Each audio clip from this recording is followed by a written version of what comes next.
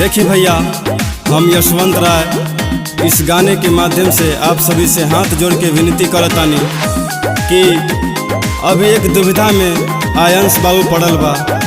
उनका के 150 जकरा से जितना हो सके उतना दे कर उनका के रक्षा करल जाओ और जान बचाल जाओ, बिहार के लाज बचाल जाओ। धन्यवाद। एगो छोट लड़का मौत से लड़ातावे लड़ाई, एगो छोट लड़का मौत से लड़ातावे लड़ाई। दान दे के जान भैया ला बाबू आयंस के बचाए। दान दे के जान भैया ला बाबू आयंस के बचाई।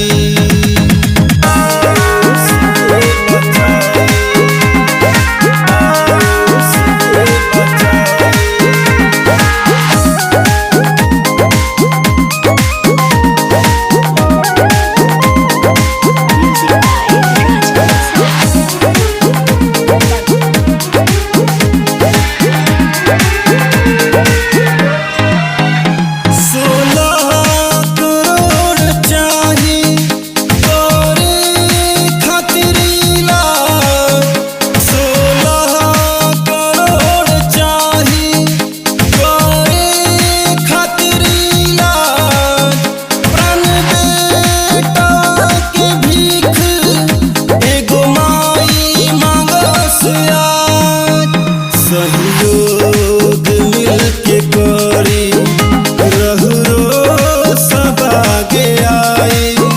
सहयोग मिलके करी रहरो सब आगे आई।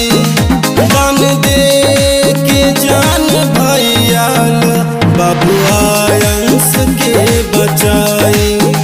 दान दे के जान चाचा ला बाबू आयंस के बचाई। आयंस के बचाई, आयंस के बचाई।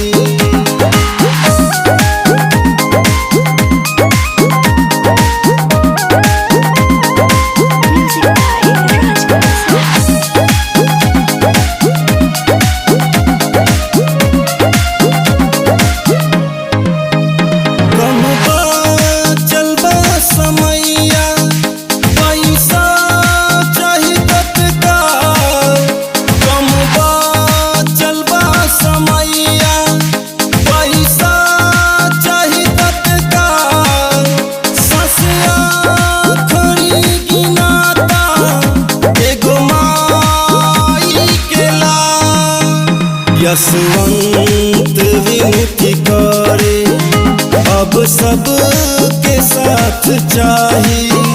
राशिक विनती करे अब सब के साथ चाही।